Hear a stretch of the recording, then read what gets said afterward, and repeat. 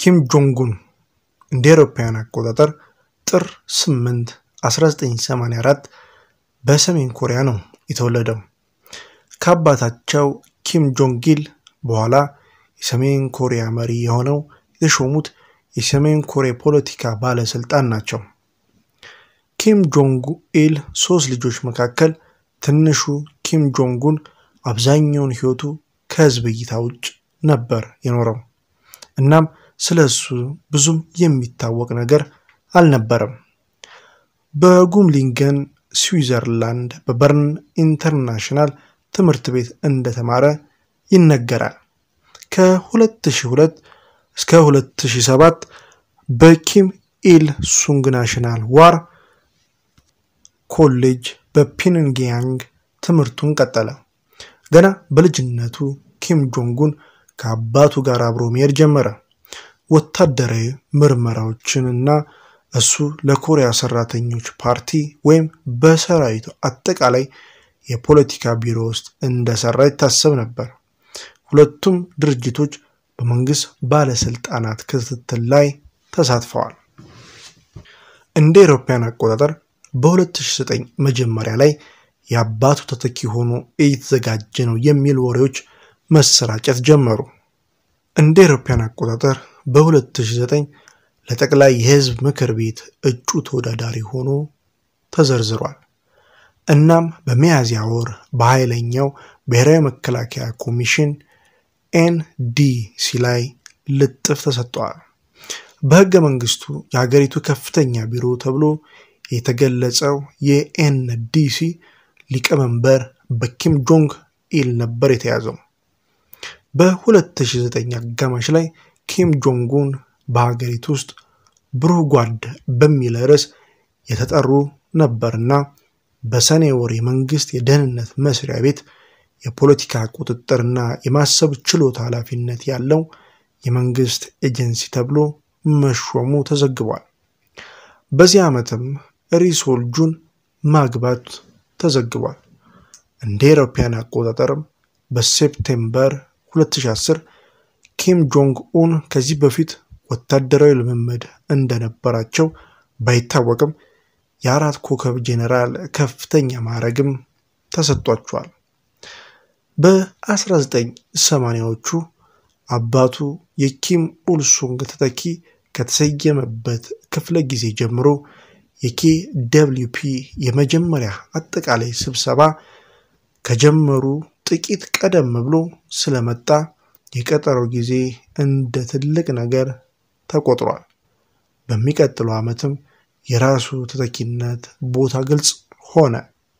እንደ አውሮፓውያን አቆጣጠር በታህሳስ 2011 አባቱ ከሞተ በኋላ ኪም ጆንግ ኡን የሀገሪቱ የበላይ መሪ ተብሎ ታውጆ ነበር። ይህ ግን ኦፊሻላዊ ያልሆነ ማዕረግ የመንግስትና የሰሜን ኮሪያ ወታደራዊ ኃይሎች መሪ መሆኑን ያሳያል። በአፕሪል 2012 የሱ ሁኔታ የተረጋገጠ በርካታ ኦፊሻላዊ ማዕረጎችን በማግኘት የKWP የመጀመሪያ ጸሐፊ፣ የማዕከላዊ ወታደር ኮሚሽን ሊቀመንበርና የNDC ሊቀመንበር ነበር። እሱ የሀገሪቱ ከፍተኛ ቢሮክራሲያዊ ስልጣን ነው። የኪም ሀገራዊ የቢዮንግጂን ስትራቴጂ የሀገሪቱን የኢኮኖሚ ልማት ከመከላከያ አቅም ጋር ያጎላው በ2013 የKWP ማዕከላዊ ኮሚቴ ስብሰባ ላይ በይፋ ተቀባይነትን አግኝቷል። በሰኔ 2016 የጠቅላይ ህዝባዊ ምክር ቤት ኮንግረስ የኪም ጆንግ ኡን አቋም ለማስፋትና ለማጠናከር ህገ መንግስቱን አሻሽሏል። ማሻሻያዎቹ ኪም መሪ የሆነ አዲስ ድርጅት የክልል ጉዳዮች ኮሚሽን ፈጥሯል። አዲሱ ኮሚሽን NDCን እንደ ሰሜን ኮሪያ በጣም ኃይለኛ የአስተዳደር ኤጀንሲም ተክቷል። የኪም የግዛት ዘመን የመጀመሪያዎቹ 10 ዓመታት ራራሄ በሌለው የኃይል ማጠናከሪያና የሰሜን ኮሪያ የኒውክሌር ጦር መሳሪያ ፕሮግራም በከፍተኛ ፍጥነት በማፋጠን ይታወቃሉ። በታህሳስ 2013 ኪም አጎቱን ጃንግ ሶንግ ታንክን ከኬደብሊውፒ አስወግደዋለሁ በማለት ገድሎታል። ጃንግ የኪም ጆንግን ኢል የውስጥ ክበብ አባል ነበርና አባቱ ከሞተ በኋላ ለታናሹ ኪምና ምናባዊ አስተዳዳሪ ሆኖ አገልግሏል። ጃንግ ከቻይና ጋር የጠበቀ ግንኙነት ለመፍጠር ደጋፊ ስለነበር የጃንግ ግድያ ከቤጂንግ ጋር መቋረጥንም አመልክቷል።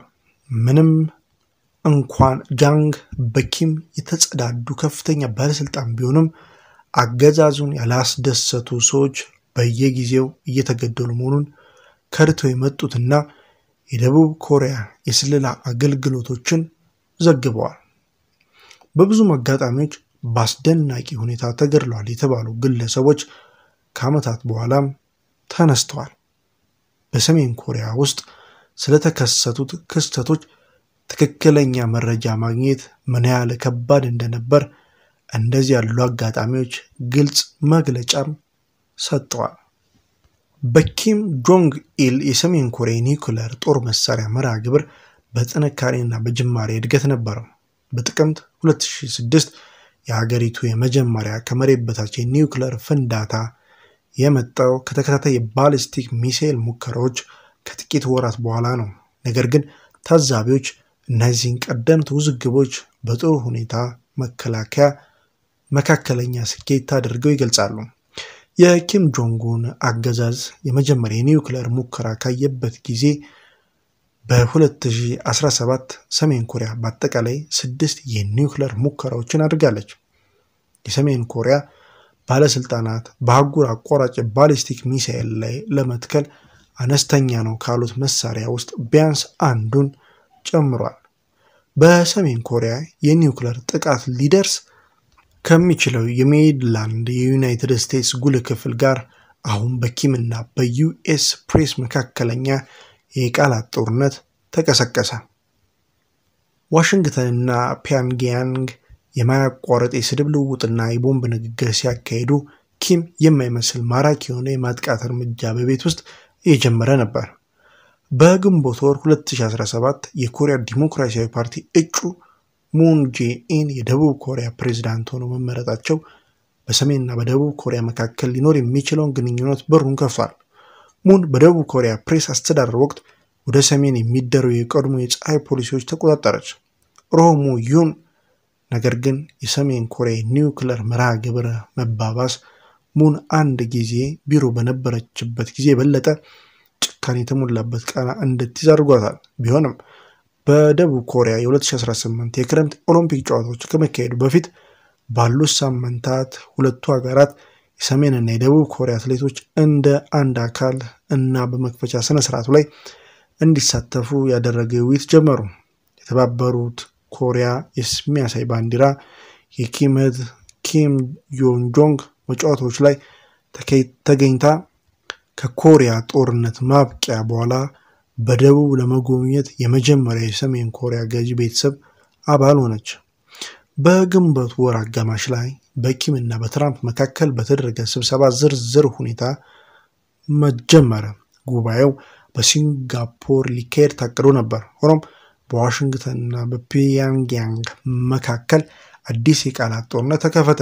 የብሔራዊ ደህንነት አማካሪ ጆንግ አር ቦልተን የዩኤስ ምክትል ፕሬስ ቀደም ሲል አስተያየቶችን ሰጥቷል። ማይክ ፔንስን የሰሜን ኮሪያ መንግስት ከስልጣን የተባረሩና የተገደሉት የሊቢያ ፕሬስ ተመሳሳይ ጣፋንታ ሊገጥመው ይችል ሲሉ ዝተዋል። ሙአመር አልቃዳፊ የሰሜን ኮሪያ ባለስልጣናት የፔንስ መግለጫ አላዋቂና ደደብ ነው ሲል ምላሽ ሰጥቷል። በሜይ 24 ትራምፕ ከስብሰባው መውጣታቸውን አስታውቋል። እናም የኪም መንግስት ወዲያውኑ ማስታረቅና ወሰደ። ትራምፕ እንደገና እንዲያስብበት አሳስቧል። ከ8 ቀናት በኋላ ትራምፕ ራሳቸው ገልብጠው ጉባኤው በታቀደው መሰረት እንደሚካሄድ አስታውቀዋል።